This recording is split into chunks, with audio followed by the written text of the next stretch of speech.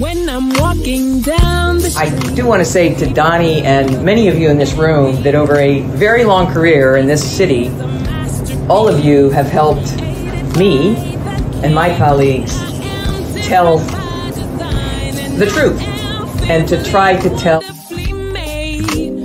I may not look like you and you me, but Take my hat off. I'm from South Carolina, so I just. What does this event mean to you, Miss Peggy Morris? Oh, my heart. Happy 20th anniversary. My heart is about loving up on my sisters. Do you know what it feels like to have your sisters in the room? John. And dare to be different and unique. I'm gonna be the best me I can be by letting His glory shine through. I am beautiful, I am blessed, but not just what you see in the flesh. I'm free from people, free from myself. There's a the doctor lived next door to the janitor to the reverend and the lawyer. We were together. Now we get so high and mighty that you create stress for your society because you don't like poor black folks either. That's a health problem. Get yourself together so I can stop being taking care of geriatric people and get back to pediatrics. I thank you, Doni, for all you've done. Let's keep doing it all the more. letting His glory shine through. Dare to be you, dare to be me, dare to be different and unique.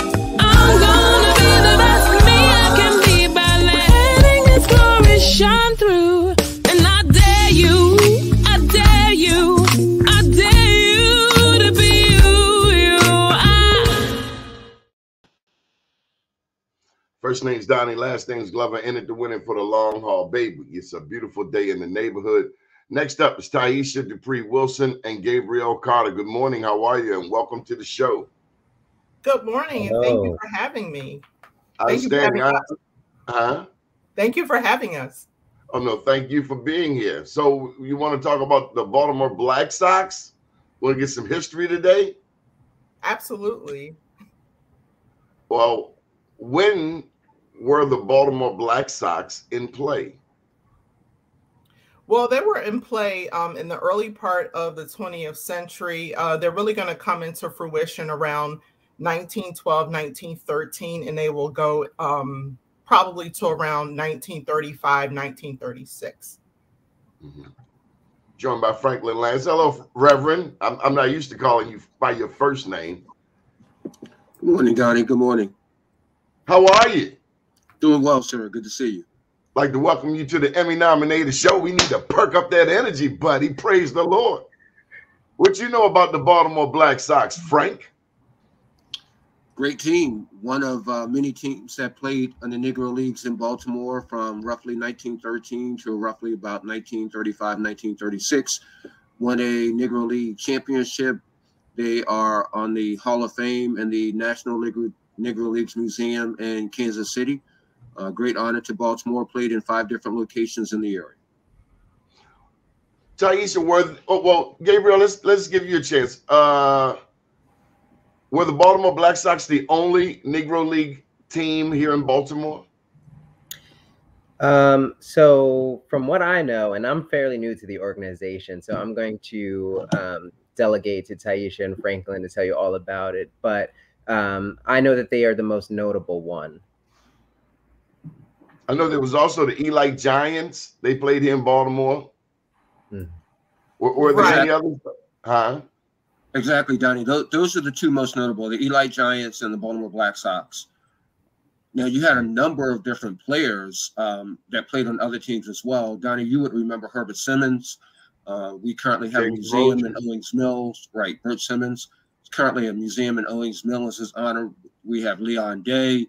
Satchel Paige played on the team. Josh Gibson, Joe Gans, a number of different notable people. But the two most prominent teams are the Elite Giants and the Baltimore Black Sox. So let's go back to some of those players. Who did you say came from Baltimore?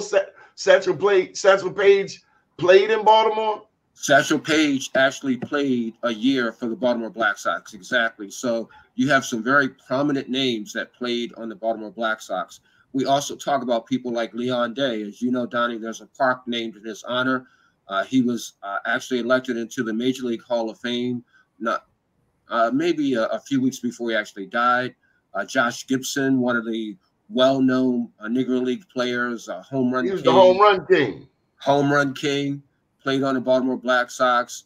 There was a player by the name of Joe Louis. There was a great player who was also a boxer, actually buried in Ashburn Cemetery, Joe Gans. And so, no, that's not the cemetery. The one going to Cherry Hill. The one going to Cherry Hill. Mount Auburn. Mount Auburn, thank you. Joe Gans. And he was a boxing champ. Joe Gans played baseball too? Joe Gans played baseball also. So businessman, boxing champ, baseball player. And Donnie, that's one of the main reasons why we want to lift these players up, right? So there was some great history, and not just the players, but also the owners like Wallace Smith, who actually had a hotel on Pennsylvania Avenue, right? So you have some great people. And one of the things that I've said, and I'm so glad that you have Dr. Dupree Wilson here from Coppin, who's doing some of the history for us. One of the things that I've pressed is we want to research these individuals, not just as baseball players. And Donnie, one of the things I love about you, and I've known you for years, you are a historian, right? And so when we talk about these individuals, let's not look only at baseball, but let's look at what's going on in society around them. So some of these players would have been first generation removed from enslavement, some right after failed Reconstruction, some right around 1896 in Plessy versus Ferguson. Some would have been alive 1925 when the KKK marched down Pennsylvania Avenue. And players like Doc Sykes were instrumental in changing how we look at juries in this country. So Donnie, the Scottsboro Boys, their initial conviction was an all-white jury. Doc Sykes led the appeal to say no, that conviction was unfair because they did not have a jury of their peers. There were no black people on the jury.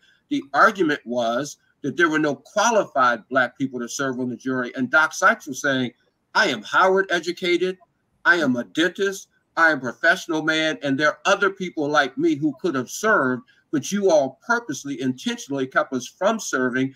That went to Supreme Court. That conviction was overturned on that point. And it led to us looking at how we appoint juries, that you do have the right to have a jury of your peers. So I've pressed, and Dr. Dupree Wilson and her team are looking. We want to look at these individuals, not just as who they were as baseball players, but some of them were World War I vets. Some of them were instrumental in civil rights. And we want to look at them holistically as people.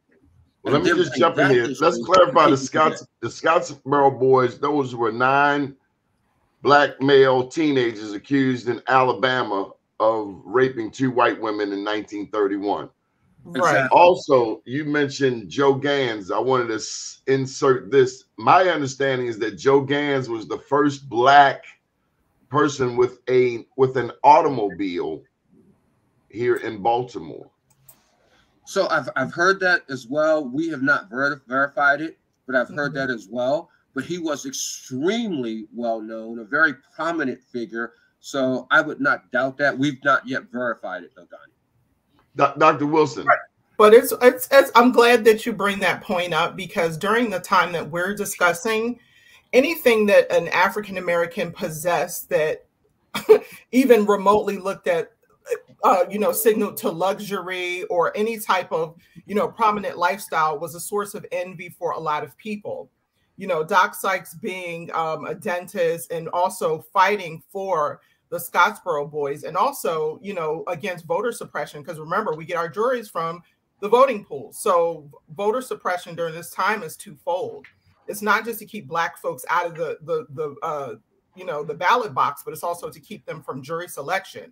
So for me, it really helped to center these men as men and not just as ball players. And also the fact that during this time, you had no choice but to be involved in civil rights activism, because the tentacles of Jim Crow laid into every single part of your life. Whereas now some ball players can use their money to isolate themselves from certain situations.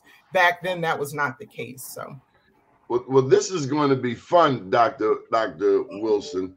Now, my understanding. Now, how does this fit into the storyline that Baltimore had are you from Baltimore, Dr. Wilson? I am not. I'm from Philadelphia. Okay, So we love Philly. Yeah, Donnie, we love her anyway. No, it's okay. We're going to let you slide. But I understand that Baltimore had the largest population of free blacks prior to the Civil War, which one of my mentors explained to me is the reason behind the Negro dilemma, Gabriel, what to do with all of these black people. And we're still feeling, Reverend Lance, the effects of that beginning and still in Roland Park today. Yeah, well, you know, we have the Roland Park Water Tower and that whole drama that's currently taking place in Doni. One of the things to which you alluded just a moment ago when you were talking about the Black dilemma, one of the reasons that the Baltimore Police Department is actually a state force was this fear during the Civil War that you had this number of black people in Baltimore City, and that you needed to ensure that you had, if this group was to arm itself and quote unquote revolt, right, they could overturn the city. And so, you know, we have to have state control here. It's one of the reasons that Baltimore City and St. Louis are the only two cities in the country that are not part of a county, right? So this whole idea of we need to ensure that we have control.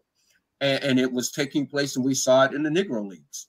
Absolutely. Wow. That's why Baltimore is not in the county. One of the reasons there was this huge issue of, and you're seeing it play out, really, Donnie, when you look at what's happened in the census over the past 70 years since 1950. Baltimore City was 949,000 people in 1950. It's roughly 575,000 today, with the population dropping precipitously. And what the numbers have shown for the most part is that the people have left the city proper, but on the periphery of the city.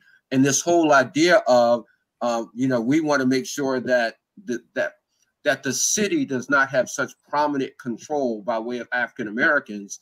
And so you've seen this population shift, this quote unquote white flight. We've seen this historically now for some number of years. So Dr. Franklin, what happened to your name? Okay, Franklin, then explain to me why black people fell for the okie doke, number one, with question P some years ago, which eliminated the 3-member districts and created then 14 individual city council districts. And then most recently, the term limit legislation, which limits a person's presence on the city council for only 2 terms. How could we then vote for something that cuts our own throats? So Donnie, again, you and I have known each other for a while, and we love to have this discussion. The foundation of your question assumes an educated and informed electorate. Right. And I think that right there is a fallacy. For the most part, people elect based on or vote based on limited knowledge, both of candidates running for office and on issues on the ballot. And they take what someone has said about it without really digging into it. Now, Donnie, you know, I also wear a hat where I lead a church. And I raised that because in times past, our churches were centers of education, right? They were centers. Dr. P. Wilson talked about civil rights. They helped lead movements. When the Great Migrations took place, the waves of Great Migrations, people left the South and they would stop at a church, and the leader of the church would say, I'm going to tell you, here's where you're going to go for a job, and here's where you're going to go for a room, and here's where you're going to go to get a meal. And the point was, they were places where they gathered and talked about issues. Yes. Donnie, I raised that because that kind of thing isn't happening today. Mm-hmm. We are not gathering people at town centers and discussing issues and having informed electorates. We're allowing people to go to their own devices with, and I'm using this word in its radix and its root, with ignorance, with people not knowing what's going on. And then we wonder, well, how did we get here? Mm-hmm. What does this mean to you, Gabriel? Yeah, well, in relation to this project, in relation to everything happening in Black culture, I think it's important for us to have a lot of Black spaces as well as Black role models to look up to look back on, to have our shared history. Well, Gabriel, that's all I was telling Facebook. And then next thing I know, they blocked my page, Franklin. I had 200,000 followers, and they put me in this thing, Gabriel, called Facebook jail, and took my 200,000 followers. All I was doing was talking about this very same thing right here. What's going on, Gabriel? They pushed the old man at this juncture off Facebook. And don't worry, because I found me TikTok. So Doni, so we may have freedom of speech, but it doesn't mean it comes without consequences. There are people, and we're seeing it now on quote unquote X and on Meta and others, where people still want to censor what we have to say. You know, it wasn't like I said, kill all the white people. I don't believe that. I wasn't raised in hate. But nowadays, whenever you express an opinion that asserts any level of Black empowerment or brown empowerment, people see you as a threat. And that's why I always say some of the leaders that I say we as in mainstream have kind of recreated and whitewashed would have not survived on X and Facebook and all these other platforms, because they were about real life and voter education, to Dr. Lance's point. And even Septima Clark and, you know, all of the amazing people that utilize the Black church for voter education. Those institutions and also efforts are not as prominent as they used to be, as prevalent as they used to be. You know, you went through a time where African-American voter blocks, and I don't even like to say block because we're not a monolith, but we were a sophisticated voting bloc. We knew we wouldn't get everything we wanted at the voting booth, but we knew that we needed to be in there to get some level of, you know, even if it's, you know, piecemealing things at a time. And I think it's very important that we utilize, you all mentioned the Baltimore police. They wouldn't even allow Black police officers in Baltimore to carry guns until after the 1930s. So, you know, even at its foundation, there are a lot of systems here in the city that have really, you know, not helped to buoy Black liberation or Black rights. And that's why I think, you know, even the Baltimore Black Sox, to me, serves as a symbol of what could be possible in a time where people were telling you that you have no value, at a time when people were telling you you're only supposed to be a ball player, or you're only supposed to be a janitor or whatever. And again, there's nothing wrong with being a janitor or a maid, but that's not all that we can be. So, Frank, we had a little feedback, so I found the mic is yours. So, Dr. Wilson, tell me more. Tell me about Septima. Who was she? Well, Septima Clark was an activist, and one of the things that she believed in is establishing what she called citizenship schools. And basically, these citizenship schools were designed to teach Black people how to pass literacy tests, because as you know, prior to the Voting Rights Act of 1965, African Americans would be subjected to voter suppression when going to vote. Those devices that they would use would include a ridiculous literacy test that even people with 4 and 5 degrees can't pass. Or it would be, you know, the jelly bean, count the number of jelly beans in the jar, bubbles in a bar of soap, and all of those devices. But Dr. Wilson, how smart do you have to be to vote for Orange Man? Well, we know that intelligence is not always tied to our vote. We know that, right? You know, some people will. Well, 150 million Americans think Orange Man, number one, should be alive. 2, that he shouldn't. I mean, because he committed treason, and of all of the movies I've seen, they shoot someone guilty of treason. They shoot him dead. Yeah. Had Black people stormed the Capitol, as we saw the Trumpsters do on January 6th, the Reverend knows they would have been shot dead. So how 150 million Americans still vote for this person? I mean, he makes me lose my religion. Well, I think a lot of it is, again, we've seen this since Reconstruction, where you have, you know, white folks voting against their own, you know, yes, interests because they're rooted in what I have. Although I could be allied with the African American population because we may have some similar circumstances financially, I still have my whiteness as the trump card, no pun intended, over them. And I think a lot of times people don't see the bigger picture. All they see is their rage in that moment.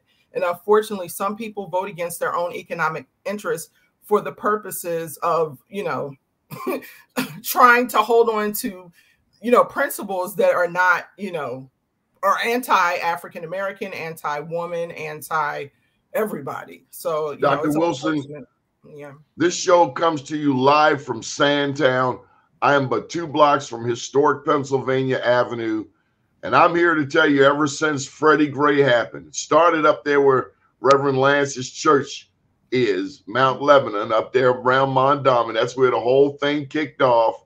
Not that his church had anything to do with it, of course not. He's been a staunch supporter of community, working with Mondawmin and various other things, parks and people. But today, actually last year, 2023, here in Sandtown, a 99.9999% Black community, I found a white woman in my alley eating off of the ground. And I said, ma'am, this is 10 o'clock on a Sunday morning. Ma'am, you've got to get out of here. You can't stay here. She called me an effing N-word. How does a person eating off of the ground call a homeowner a effing N-word? And I didn't lose my cool. I was so proud of myself. Mm-hmm. But you're eating off of the ground. How can you still be angry at me over the Civil War that your people lost? Well, one thing that I always tell my students is don't attempt to put logic on white supremacy and racism. It is illogical. It makes no sense. And when you try to put logic on it, all you'll do is give yourself a headache. So if white supremacy and racism makes sense to you, then there's something wrong. It shouldn't make sense. And that's the biggest lesson I always try to impress upon my students, because again, you would think that you would ally with someone that has similar interests to you, especially when it relates to your well-being. But unfortunately, that's not the world we live in. You know, people can't see the bigger picture sometimes. So it shouldn't make sense. She still felt empowered enough to say that slick stuff out of her mouth. Now, the old me, there would have been a different story. But Gabriel, now tell me your background, Gabriel. Where are you from? I grew up in PG County. My family's originally from North Carolina. What does this discussion mean to you?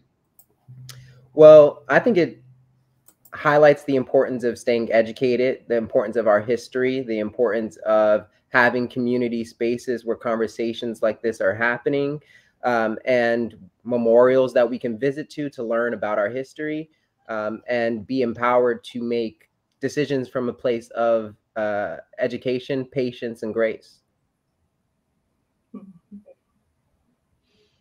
What does that mean? That sounds nice. Well, I think when you're dealing with the face of ignorance, it's important for the role models to make sure that we're not acting on impulse, but we're acting from a calm response in the face of things that are sent to set us off. I think that really separates us as being a higher class of individual who can maintain our composure and move from a place of well-being for ourselves, even in the face of ignorance. Well, now, Gabriel, I got to challenge you. Are you telling me you could have walked across the Edmund Pettus Bridge with people throwing rocks at you? Because I'm going to tell you, I couldn't have done it. I would have jumped out the line and we're going to be fighting. I'm just telling you, that's the North Avenue in me. That's the fighter. Mr. Glover, you could have done it. I mean, you would have been wired differently. Oh no! Let me just say this, because whenever I do my lunch counter sit-in education at Coppin, and I show the beautiful and amazing work of Reverend Jim Lawson, and I have my students watch this video, and they'll say, "Oh, that wouldn't have been me because I would have done this and that." Here's the thing: when you have no choice, when you're in a Jim Crow world, you would have been wired differently.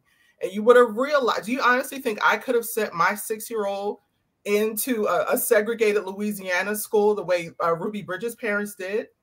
But at that time, people felt as though if I don't do this, who will? So I think that you could have done it, honestly. You would have been wired differently, and you felt as though Jim Crow has to die. And if I don't do it, who will? I can tell by your passion that you could have done it, honestly. I don't know. I've read too many stories about Denmark VC, about Nat Turner, about King Miguel, King Bayano. Right. As a matter of fact, I got to plug my book, I Am Black Wall Street.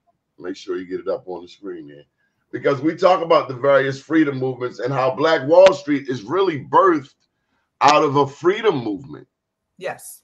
I was talking with a person yesterday from New Jersey, sharing with them how in my book, I write about New Jersey, Burlington Island, known as the cradle of emancipation. Who knew?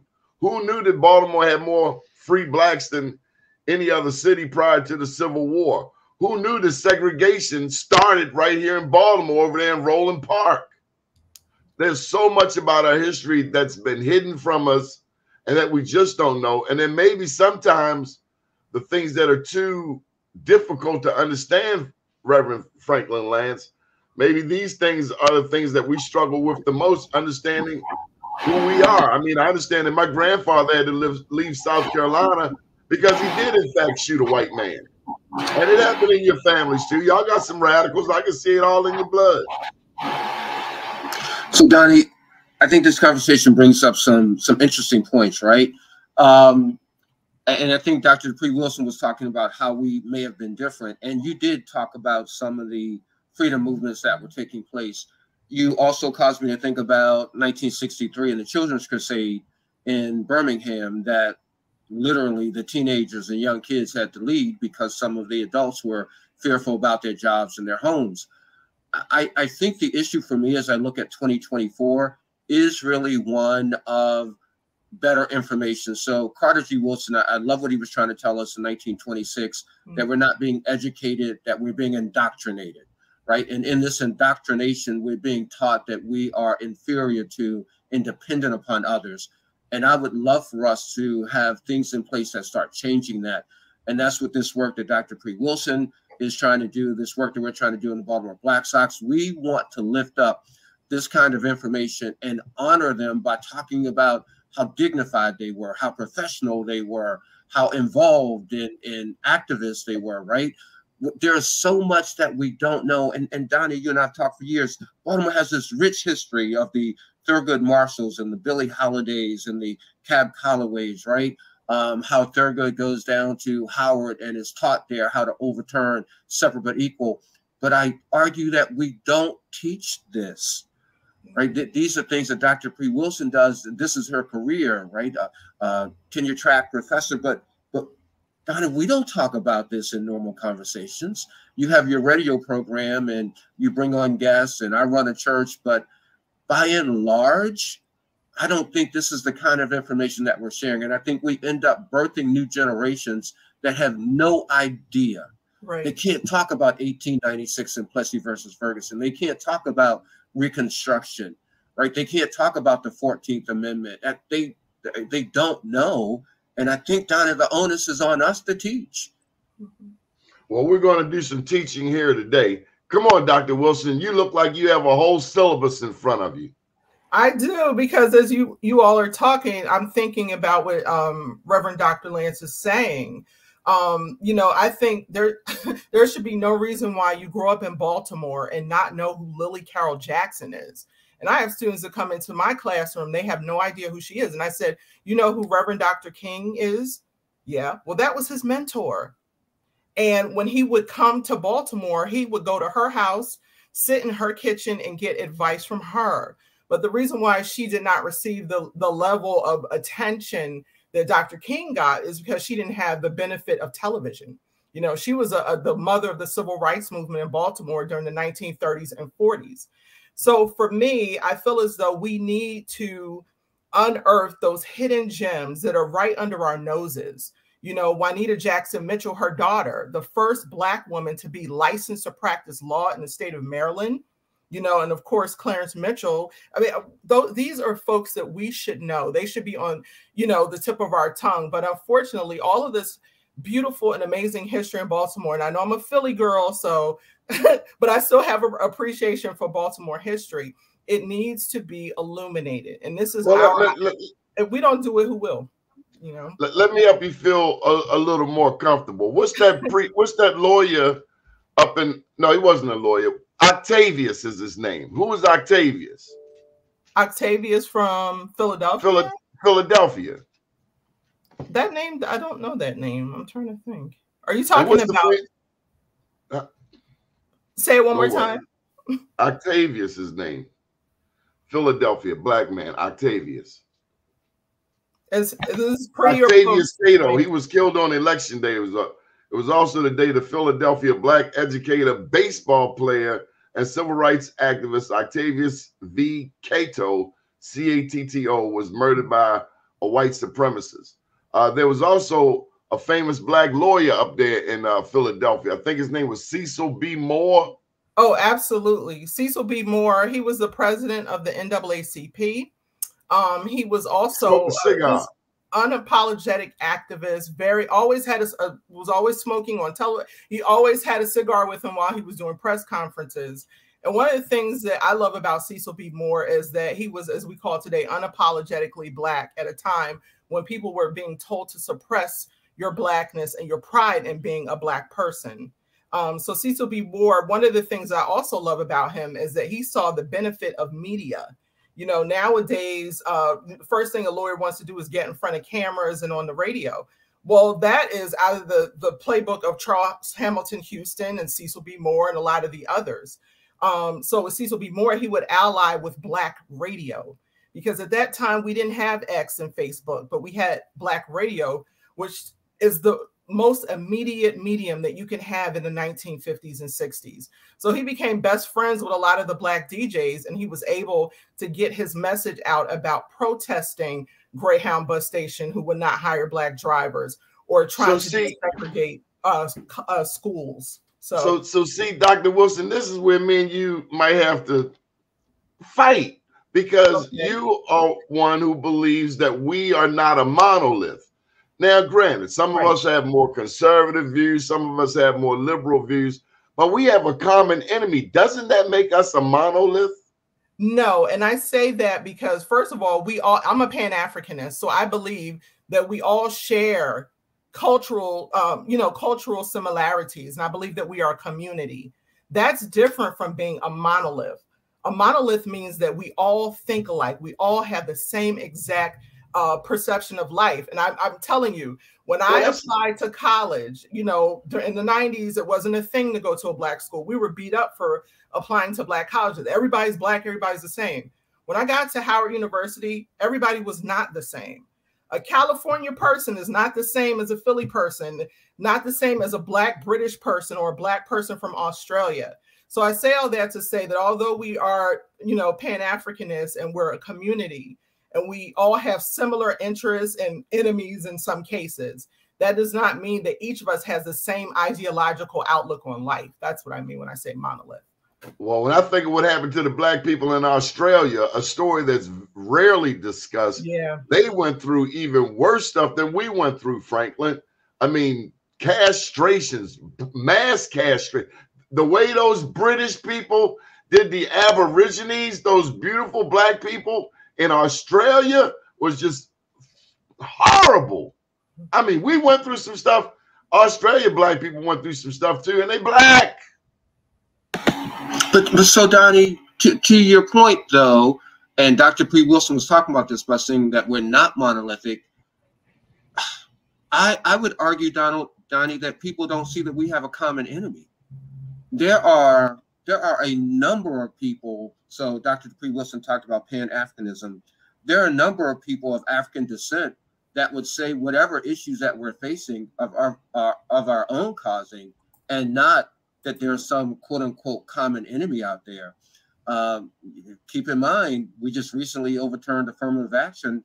There was a justice on that court that took advantage of affirmative action that then voted against it. So there are a number of people that don't see that we have a common enemy. Oh, Supreme Court Justice Clarence Thomas. Yes, sir. A despicable human being. He right up there with Trump, him and his wife. And so the point is simply that there are people of African descent who do not affirm that there is a common enemy. No, he just hasn't been put in that situation. He forgot. I don't know how he can forget, because he was a part of the Black Power movement. And I think some people know better, but they're playing a game for financial gain. I honestly believe, I honestly believe that there are some folks that know better, but they're playing a game in order to advance or, you know, get some type of financial benefit. I won't buy that it's total ignorance on his part. I think it's like a wink, wink, you know, that sort of thing. But it's just really, you know, to your point, Dr. Lance, yeah, it is very sad. There are every Black woman in his lineage is just turning over in their grave. Yeah, yeah. What do you think there, young man? I don't want to leave you out of the conversation, Gabriel. I mean, how old are you, Gabriel? You look so young.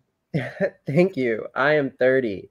I feel like there are, a lot of names and conversations that I heard even in this session that I didn't know. And so that just shows me I need to continue to learn about my own history. I do think that the term Black experience is different for all of us. My Black experiences could be very different. I grew up in a religious household, but I don't necessarily have the same experiences as another Black person. So I think this sharing of history, the sharing of experiences is all something that we have to take part in, so that we can understand that the Black experience isn't just one thing, but we all have different experiences that can help guide the next generation. Have you ever been called a nigger by a white person? I have not. I know that I was racially profiled a few times. I know that I went to a predominantly white college, and when I was crossing campus, I was stopped and told that I was the neighborhood kids couldn't be on the campus, and I had to show my ID. There were experiences that I definitely had that showcased how race was an issue for other people. But again, my father, he always tells me not everything requires a response. And that's something that I hold very dear to me. Yeah. Have you ever been pulled over because you were Black? No, but I've been in the car. I'll say yes. I wasn't driving, but I've been in the car while it was all of us were Black. How did it make you feel? Yeah, well, I don't like to assume that it's just because of race, but sometimes that is the case. I take it, there's a lot of patience and grace that comes from my family, and growing up in a very religious household. I like to give people the benefit of the doubt. A lot of people like to test your patience. Test your patience. You should have grew up in Baltimore. They would test your left hook. They would see if you know how to box, because you got to fight. Franklin, did you have to fight in Baltimore City growing up? Well, Donnie, you and I grew up around the same people. You know the answer to that question. Look, Donnie, I wanted to circle back to something. So Dr. Dupree Wilson was talking, we were talking about Supreme Court Justice Thomas. For some people, it's an escape. So we might be in 2024, but we do have a history of some people of African descent trying to assimilate into the majority culture to escape the things that have happened to people of African descent, right? And so sometimes it's really just a matter of trying to get away. There's this phrase of being able to pass for white. And for some people, if you were in that position, they made a conscious choice that it was better, easier to do that. And what I'm getting around to is this whole idea of how hard we fought for integration. There are many people that argue that we lost a lot with integration.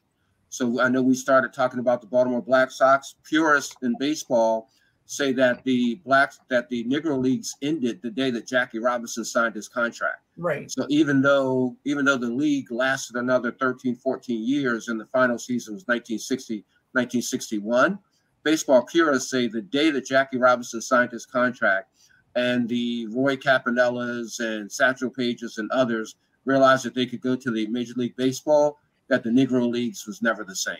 And so I'm just raising that to say that integration, in a way, I know we fought hard, but in a way, there were some major losses that came about.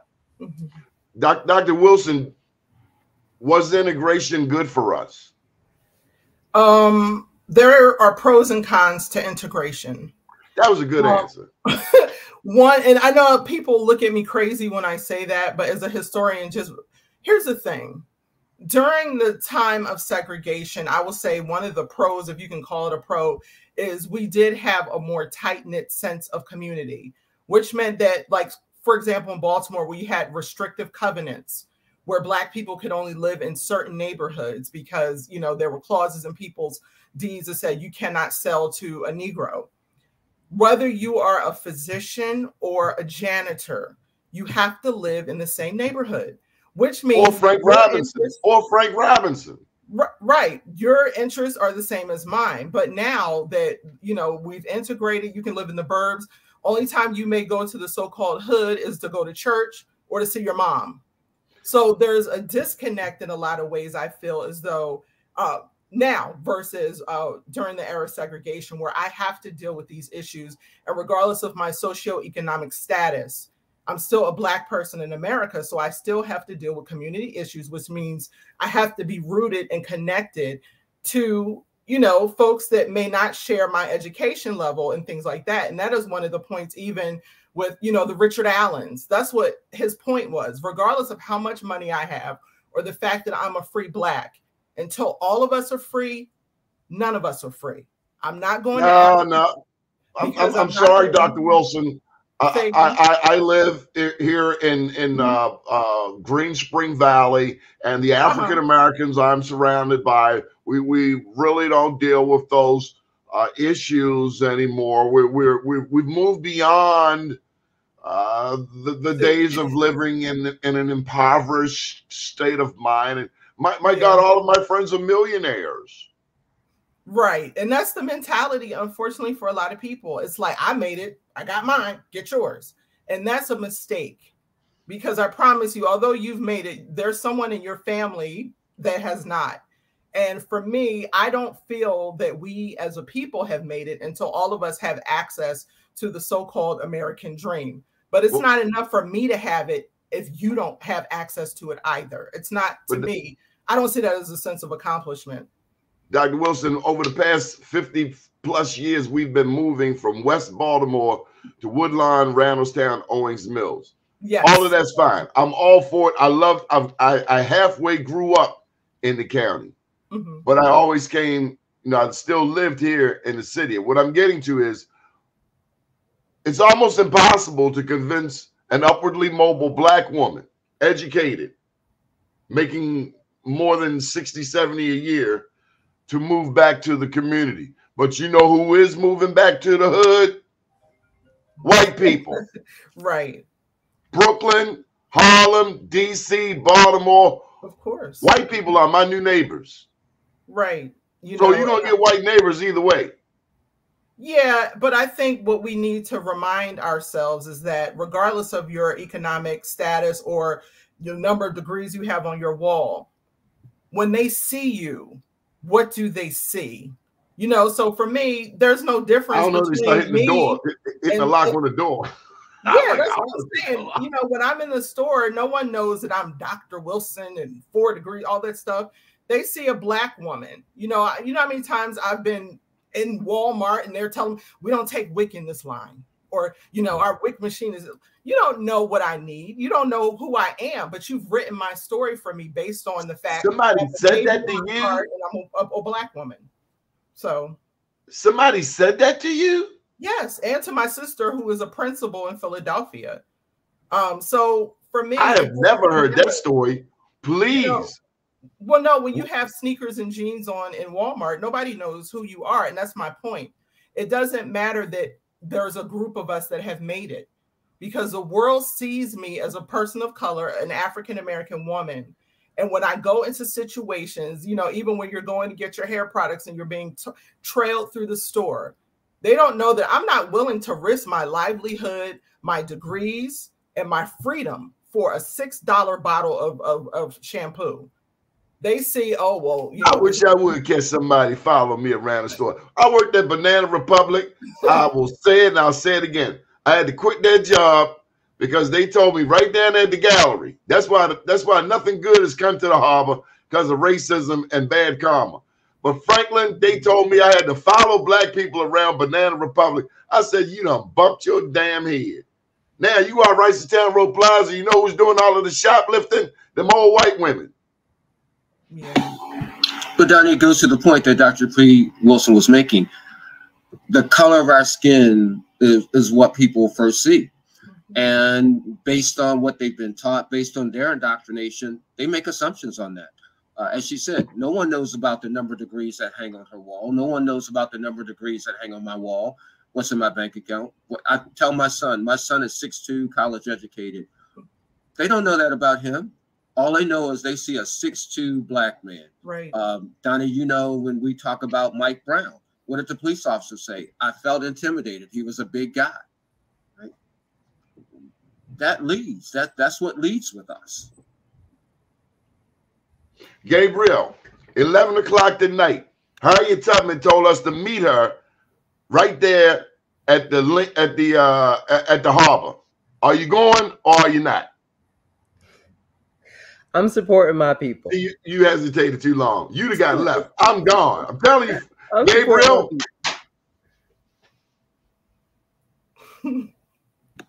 Johnny, I want to go back to this issue real quick about education. She carried a code 45, Gabriel. She tell you be there at 11 o'clock. I suggest you be there at 10:50.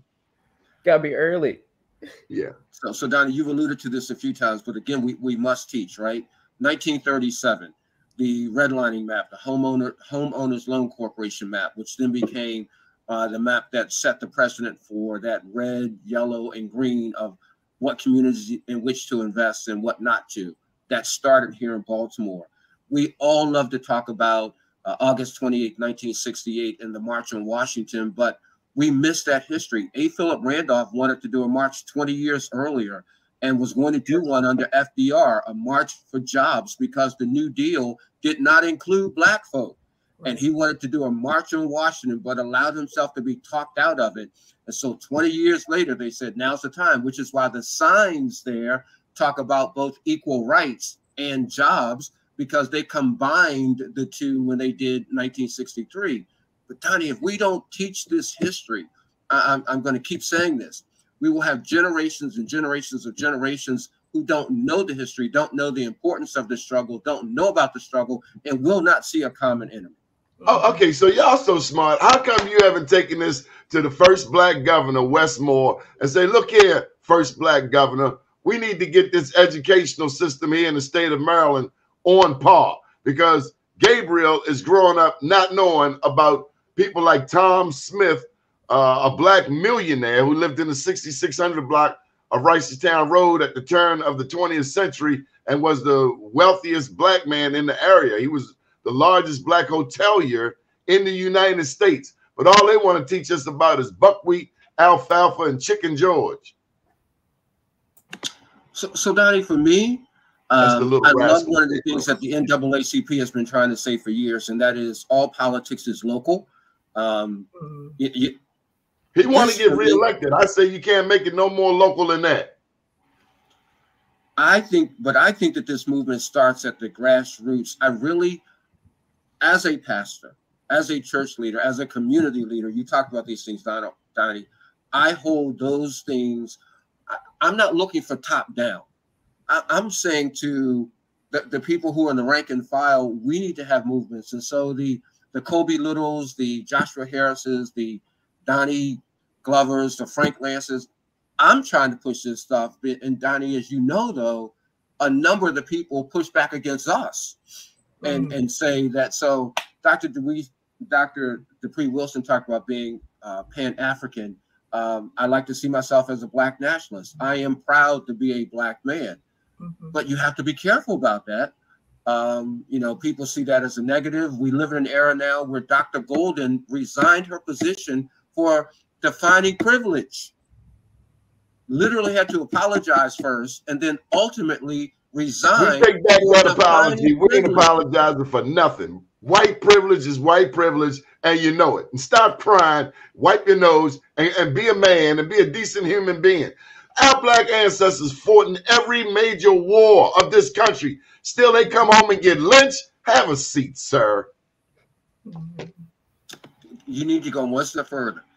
They were being lynched for wearing the uniform in which they fought. Yes, right? and in Maryland, there were over 40, I think I want to say 44 recorded. We know there were more than that. 44 recorded lynchings here in the state of Maryland. And I think we need to remind ourselves that these stories, although they may seem grim, need to be told at every single opportunity that we get. And I remember my mom, who's a preacher, she would be called like, oh, can you come and speak at this church or whatever? She's like, I'm so tired, but I have to go. And I'm like, well, if you're tired, tell them no. She's like, I can't say no because this is my opportunity to share my message. So when people call me to do speeches and things like that, even when I'm tired, I don't say no. Because but you do send an invoice. But you do send an invoice. Not always, and that's my problem. My husband's like, you do a lot of stuff for free, but whatever. That's neither here nor there. But the problem is, if we don't take those opportunities to educate people, we cannot wait for the public school system to do it. So Dr. Dupree Wilson, we pay white people, but we won't pay each other. We have some things, Gabriel, we have to reverse and undo because a lot of times we're cutting our own throats. We will pay a white political person to help our campaign, but you want to come to Donnie Glover and think Donnie Glover gonna work for free. You gonna lose, and we're gonna beat this white cat you bring to us from Harvard or wherever else. We're gonna spank him for breakfast. How do we get back to loving and valuing and treasuring ourselves, Dr. Dupree Wilson? I think we get back to it by reminding each other of who we are. And I think that's one of the issues that I have. We don't realize how amazing we are because a lot of us don't know our history. We see history as this abstract, dry thing, and it isn't. You know what I'm saying? It's kind of like, you know, I remember that scene in the movie The Black Panther when King T'Challa's fighting the people and his mother is on the side and screaming, show them who you are. We have to let people know who we are. We've been indoctrinated to believe that there's something wrong with having African heritage. There's something wrong with being African American, but we need to realize that that is not a handicap. It's our superpower. And if kids in Baltimore knew an ounce of their history, I promise you, they would not carry themselves in certain situations the way they do. You know what I'm saying? So I think it's up to us. I'm not waiting for anybody else to do it. This is my calling. If I don't do it, who's going to do it? Who's going to do it? See, we need to go snatch Santa Lisa and the Secretary of Education and sit them in a room. Maybe it's over at Great Blacks and Wax. Because Gabriel, too many times, Michelle Madison, I don't know what comments you're making, but nothing is coming up. She's made anybody know Michelle? Okay, she's made a lot of, but no comments will come up. Gabriel, where do you want to go from here? What does all of this mean to you? So for me personally, I think that like we've been talking about, there is warrior blood in me. There's a history of greatness that I need to understand and know about. I need places where I can go and learn. I need a return to community where conversations are being held that uplift me. I need storytellers to share. I need designers, Black designers, to share their art, their culture. I need all of this to be happening, and I need places where I can go and I can be a part of this conversation, whether that's a memorial, whether that's the Park and People's Campus, whether that's Coppin State. I need to know where I can go to be part of the conversation. So, Gabriel, let me give you some history that you won't get in school. One is the first Black person that I've learned came to America in modern times was Juan Garrido, Garrido. He was a Spanish conquistador. He was not an enslaved African. Number two, we were not slaves. Slavery is a part of our history, but we were never slaves. We were enslaved, but that our history did not start nor end with that. Also, if you look up, now they'll tell you about the Indians who came to North America through the Bering Strait from Asia. Some say 12 to 15,000 years ago. I'm going to tell you to look up Luzia, Luzia, in Brazil. Type into Google, Luzia, Luzia, in Brazil, and you will see the bones of a Black woman who was 14,000 years old.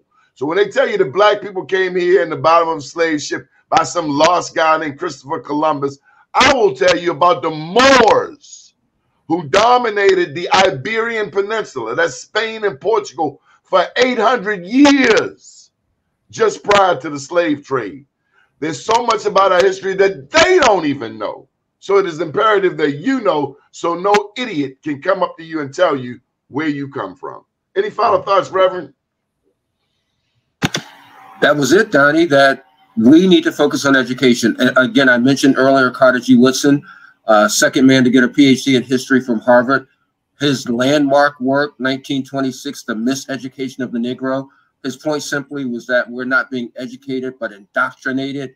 We have to change that 180 degrees, and I think the onus falls on us.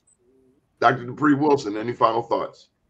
Well, sure. I think one of the things that we need to focus on is, of course, illuminating stories of our hidden gems.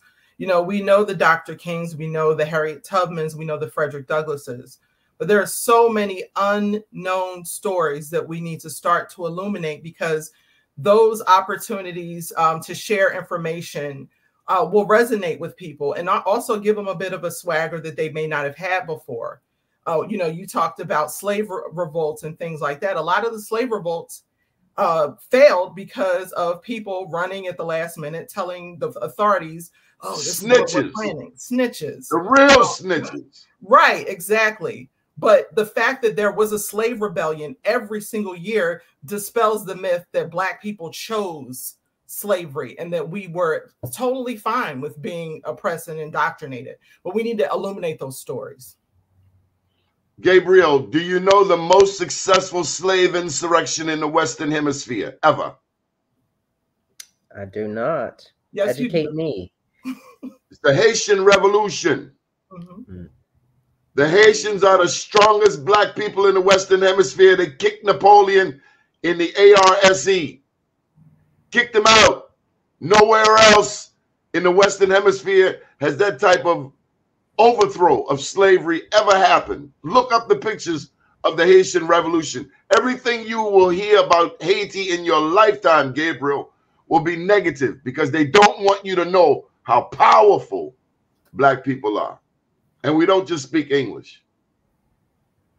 So a lot of our history is in French, Spanish, Portuguese, and the multiple African dialects. Come on, take us home, Rev. We need some prayer. Take us home with some prayer. You want me to close us in prayer? Yes, sir.